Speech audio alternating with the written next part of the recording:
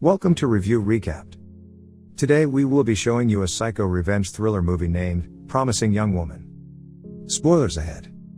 Sit back and enjoy. The movie opens up in a nightclub where friends Jerry, Paul, and Jim are having drinks. They notice a young woman, Cassie, appearing too drunk to pick herself up. Paul and Jim make prejudiced comments toward her. But Jerry goes to approach her and try to get her home. Jerry brings her back to his apartment where he starts to kiss her. When Cassie says she needs to lie down, Jerry brings her to bed and starts trying to take her panties off. All of a sudden we see that Cassie stops the drunk act and sit upright to look Jerry dead in the eyes and ask him what he's doing. Jerry gets terrified. Cassie walks home the next morning with red stains on her clothes. But it's just the jelly dripping from the donut she is eating. A trio of construction workers then start catcalling her, but she bothers them when she just stares at them blankly. It is shown that Cassie is around age 30 and still lives with her parents Stanley and Susan. She also works a dead-end job as a waitress at a coffee shop with her only friend Gail, where she behaves with apathy toward customers. A former med school classmate, Ryan Cooper, now a pediatrician, enters the shop and recognizes Cassie. After some banter, Cassie spits in Ryan's coffee, but he still drinks it anyway and asks to take her out. She gives him a fake phone number. Later, Cassie is picked up by another sleazy guy named Neil, who is trying to pitch her his sexist novel idea while trying to get Cassie to snort cocaine with him. When Cassie says she wants to go home, Neil tries to get her to go to bed with him. She then reveals her sobriety to Neil and immediately freaks him out. Cassie gets closer to him as she calls him out for trying to take advantage of a seemingly drunk girl, and she leaves his apartment after nearly making him soil himself. Stanley and Susan give Cassie a pink briefcase as a gift for her birthday, which they were surprised to see she forgot. She takes it as an obvious hint that they want her to move out, as Stanley and Susan have frequently expressed concerns over Cassie's lack of ambitions in life. Ryan returns to the coffee shop after realizing Cassie gave him a fake number, and she finally relents and decides to go out with him. Although Ryan appears nice enough, Cassie doesn't let him get too close to her. She eventually apologizes and continues to date him. While hanging out at the coffee shop, Ryan mentions an old colleague, Alexander Al Monroe, who is getting married. The thought of it disturbs Cassie to her core, because when she was in med school, her childhood best friend Nina Fisher was raped by Al during a frat party while she was too drunk to stand. Although Cassie and Nina reported it to many people, nobody believed them and gave Al the benefit of the doubt, which led to Nina's suicide and Cassie dropping out of school. Cassie looks on social media to find many old peers congratulating Al on his engagement. Among them is a woman named Madison McPhee. Cassie contacts Madison and arranges a lunch date with her. Cassie gets Madison very drunk before bringing up the case against Al with Nina. Madison acts aloof about it, stating that it was a long time ago and that someone with a reputation for always being very drunk was bound to end up in a situation like that. When Cassie sees that Madison is too drunk to know what's going on, she leaves after paying and is then seen speaking to another man while looking at Madison. Cassie later goes to a high school where she picks up a young girl named Amber by pretending that she is going to a diner to work for a popular boy band. Afterward, Cassie goes to see Dean Elizabeth Walker at her former med school. Cassie brings up how she and Nina reported Nina's assault to Walker, but she had taken Al's side in the ordeal and seems to not even remember Nina.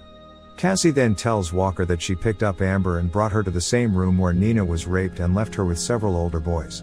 Walker becomes terrified and tries to call Amber's phone, only to see that Cassie has it. After Walker admits she was wrong in not believing Nina, Cassie admits that she only left Amber at the diner where she is still waiting for the boy band, and she tells Walker where she can find her. Cassie's next target is a former lawyer, Jordan Green. Like the rest of the names in Cassie's list, he was complicit in letting Al get off scot-free for what he did to Nina because he essentially forced her to drop the case. However, Green knows he was wrong and is extremely remorseful for what happened with Nina. He cries next to Cassie, who forgives him. When she leaves, she speaks to an apparent hitman and tells him he is no longer needed. Cassie pays a visit to Nina's mother, where they reminisce about Nina, but Mrs. Fisher thinks Cassie's obsession with the ordeal is unhealthy and that she needs to move on. Cassie attempts another drunk baiting trick, this time with Paul. As they are leaving together, Ryan is entering the same club and sees Cassie. She tries to explain herself to Ryan, but he is uninterested in what she has to say. When she finds him later, she tries to explain herself, and he ends up forgiving her, and they kiss. Madison sits on Cassie's front porch waiting for her after days of calling and leaving messages because she was worried something happened with the guy that Cassie had spoken to. Cassie admits that nothing happened and that the men only took her to bed, and he didn't touch her otherwise. Madison is relieved, but then she speaks to Cassie privately and admits that she was wrong for not believing Nina, and she reveals that a video of Al raping her had circulated, which she kept on an old phone. Madison gives Cassie the phone and asks her never to contact her again. Although a bit reluctant, Cassie also watches the video. Apart from her horrified at seeing Nina raped, she is most horrified when she sees that Ryan was there watching the event unfold. Cassie goes to Ryan's job to confront him about the video and him being there. She threatens to send it to everybody in his contacts, including the parents of his patients, unless he tells her where Al is holding his bachelor party. Ryan gets scared of what Cassie is planning to do, and eventually he gives her the address. They part in anger, with Ryan disappointing Cassie by defending himself instead of apologizing, and calls her a failure. She addresses him with contempt and warns him not to let any of the guys know she is coming. Later we see a bachelor party where Cassie dresses as a stripper and goes to the cabin where the party is being held. After getting the other guys drunk and drugged, Cassie takes Al up to the bedroom after telling him that's the only way she'll get paid. She handcuffs him to the bedpost before bringing up what he did to Nina. Al becomes panicky and emotional when she reveals there's a video of the rape which his loser friend Joe created, realizing he can't deny what happened any longer. He starts trying to get free and saying that, "We were kids, everyone was drunk, etc., to defend his actions, but Cassie doesn't want to hear it. She grabs a scalpel and attempts to carve Nina's name into Al's stomach, but he breaks one hand free from the cuffs and smothers Cassie with a pillow. He spends a few minutes simply telling her to stop moving, then when he realizes she's dead, he sinks down next to her and is overcome with fear and emotion. The next morning, Al's friend Joe comes upstairs to find Al crying with Cassie's dead body next to him.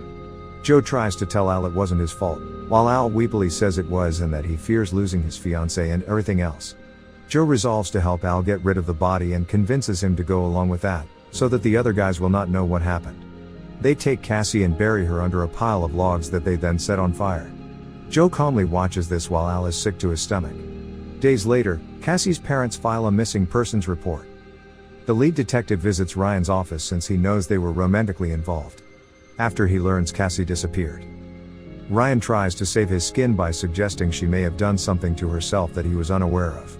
In the end we see that it is the day of Al's wedding. After the ceremony, we see Green receiving an envelope from Cassie, along with a message in the event of her disappearance. Suddenly, Ryan and everyone else at the party receives the video of Al raping Nina. Ryan receives pre-written texts from Cassie saying, "You didn't think this was the end, did you? It is now. Enjoy the wedding." We see in the same scene police arrives, and after surveying the area, they find Cassie's remains, which contains the Nina half of her friendship heart necklace. Al is arrested in front of the crowd while Joe tries to sneak away. Ryan continues reading the messages, which end with love, Cassie and Nina. Hope you enjoyed the movie. Please subscribe and turn on notifications to help us grow.